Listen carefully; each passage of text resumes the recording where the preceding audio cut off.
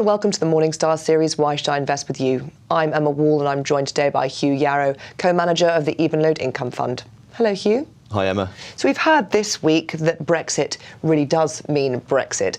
And one of the things, if we put the economic implications aside, for investors is how the stock market has reacted since we had that vote to leave. And that's been that large caps have really outperformed small and mid-sized companies. And because of that, those companies are looking more expensive now. And I know that you have a screen to indicate an investable universe for Evenlode Income.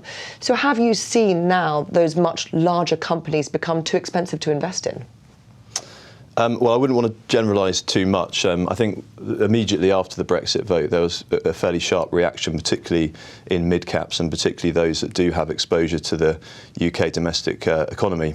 And we saw some good opportunities to add to existing holdings in the mid-cap sector, but also a couple of new positions as well that we brought into the fund.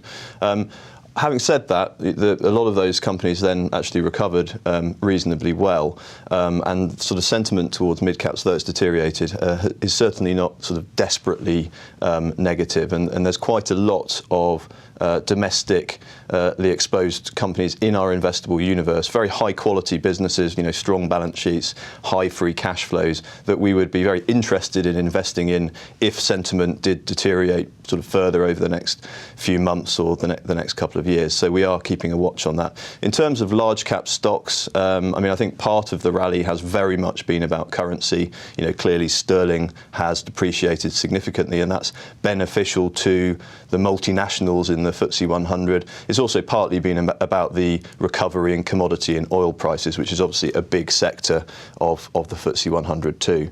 We continue to see some good valuation opportunities in large caps too, but it's very stock specific. Will we expect that to continue? Because of course Brexit is still quite an uncertain concept. That uncertainty is part of the reason why sterling has devalued so much. So 2017, are you expecting it to be another year for large multinational companies? Well, it's certainly a tailwind for them at the moment, and if currency stays where it is today, then some of these companies saw some benefit to their earnings and cash flow last year, but really that will come through more significantly in 2017. I think it's interesting from a dividend perspective. As I think I said last year with you, it's a very, very mixed outlook, and you've got a fundamental backdrop that's quite difficult. Economic growth is quite low globally. Payout ratios have risen. So growth rates generally across the market have slowed. But in the UK, you're now having this offsetting factor of weak sterling being beneficial to earnings, and therefore a slightly better outlook for dividends. So there was modest growth last year. It would have been a decline if it hadn't been for sterling. This year, again, a difficult backdrop, but it will be helped by the currency effect. You've alluded to there the fact that we can't sort of lump all large caps and all small and mid into a particular bucket that says has done well, will do well, hasn't done well, won't do well.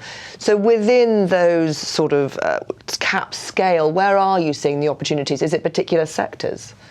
We always focus on strong balance sheets and high free cash flow generation, businesses that can self-fund their own organic investment. But I think we're particularly conscious of that in the current market. I think particularly with balance sheet strength, debt is very cheap. Borrowing has crept up at the market level.